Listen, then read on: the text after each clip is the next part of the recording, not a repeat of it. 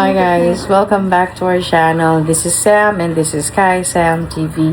So for today's video, it's May 27, 11:10 in the morning. So nag-check tayo, showing na ang Sa Wakas. So that's Don Bell's movie, last project daw for now. And of course, directed by Direk Cathy. So yes. Oh. So yun, kagabi ang dami nating napapanood ng mga teaser and mga video clips na grabe yung iyak nila, si Vice Ganda, yung support.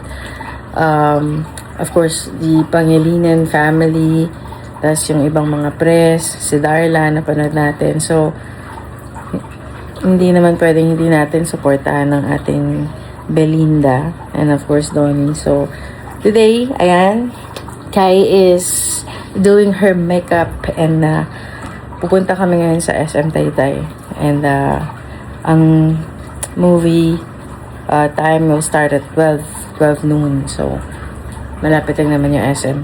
Ayun, later check natin kung ano ba yung vibe ng pelikula, nakakaiyak ba, mag-review tayo, nakakatawa ba, saan tayo dadalhin ng Don Bell. So, ayan, excited na ako. See you guys later. Bye! Check it. Sinintay na lang natin si Paul. Kasi, ayun siya. Wala kasi ng tao.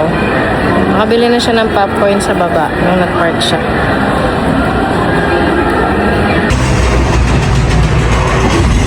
Dito yung favorite. Go home! Sometimes Spider-Man has to do the hard thing, even if it breaks Peter Parker's heart. Hey, I'm there. Hey, dito. What is that? Hi guys, so we're done watching Sa Wakas. May na kami bibigyan ng movie review. Guys, pabalik na tayo sa sasakyan. And mag-movie review na tayo. So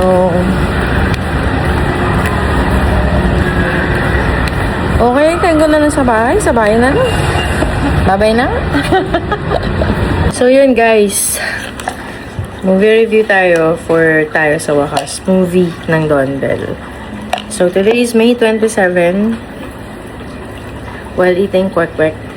Ako, this is based on my perspective. Of course, as you guys know, kung gaano tayo ka-fanatic ni Bel Mariano. All the way, baby. Charis. So, hindi nyo may iwasan yung pagka-bias ko, of course. Kasi, makita ko pa lang si Belle sa screen, alam nyo na, nanikilig na ako. As a matter of fact, kakasimula pa lang ng movie. Kasi may mga surprise yan and ayoko kayong i-spoil. It's for you guys to see it for yourself. Kasi sobrang worth it.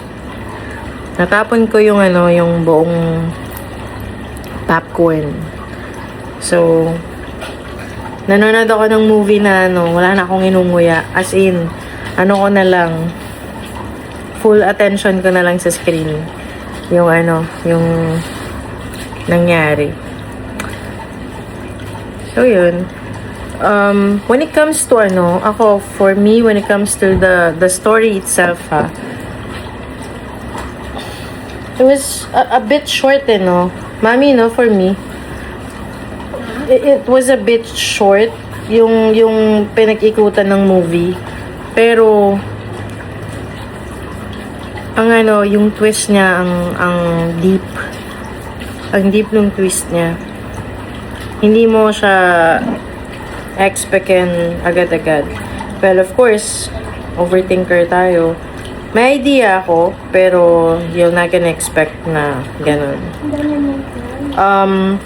And sobra yung binigay dito niya, Una, si Donnie, Ang lalim ng acting niya rito. Mami, come here. Show Casper. Ang lalim ng acting ni Donnie dito. All throughout the movie. Pero, guys, he won't be that effective. He won't be able to give out all the best on his acting skills kung walang Bel Mariano. Sobrang lupit na Bel. As in, wala akong masabi. Nung last movie niya with Maricel, with Piolo, with JK, ang hirap na makamove on with Joshua Garcia. Pero ito, iba to. Grabe yung ano niya rito. Sobrang nag-shine siya, nag-stand out siya. And of course, hindi niya iniwan si Donnie. So, saluhan sila. So, that's the beauty of it. Love, rate mo muna before you go up. Bye-bye. 1 to 10. 10. 10. Casper, 1 to 10. Char. So, yun. Si Kai, it's a perfect 10 for her. I'm happy. Well, ako yung bubbly. Ako yung Bel Mariano fanatic. I should give it 10.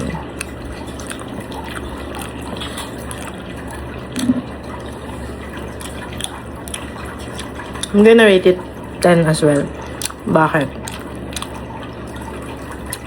Because it was directed by Direk Cathy Garcia. On top of all the bonuses from Bel Mariano and Donnie Pangilinan sa acting, it was directed by Direk Cathy Garcia, and I'm always thankful sa lahat ng movies na ginawa niya. Most especially, paano niya nalagaan si Bel. Kudos. Lahat ng story, everything, even the place, ganda. The best. So, kung napanood niyo yung Can't Buy Me Love, it's like a compilation of all those characters from Bingo to Ling, the twists, and yung nila, yung dark character nila that they can be. So, to cut it off, alam niyo naman sa Kai, it's very rare for her para mag-give ng mga feedback niya kasi mahihain siya sa camera. But, again, I encourage you guys all to watch this movie. As per Don Bell, this might be the last movie, last project na gagawin nila for now.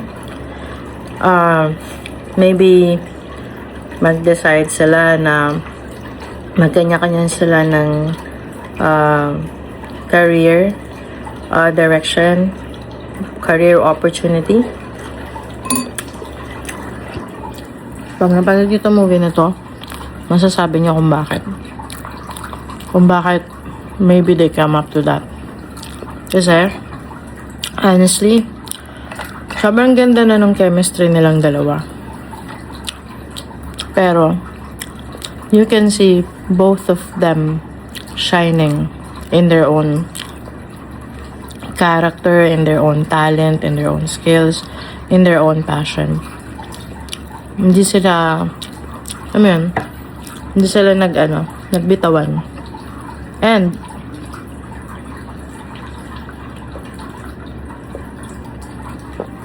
knowing na kaya na nila to, hindi sila matatago sa love team or matatali sa love team lang.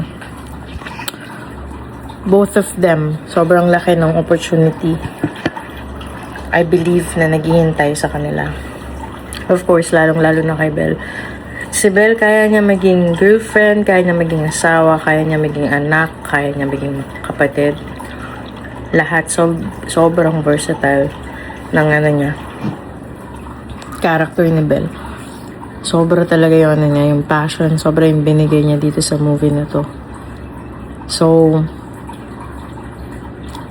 I'm really hoping that watching this movie review nakatulong for you guys to be convinced na pumunta na sa cinema. Support Tayo sa Wakas by Bel Mariano and Donnie Pangilinan. Directed by Direk Cathy, my favorite director. So, yeah, yun lang.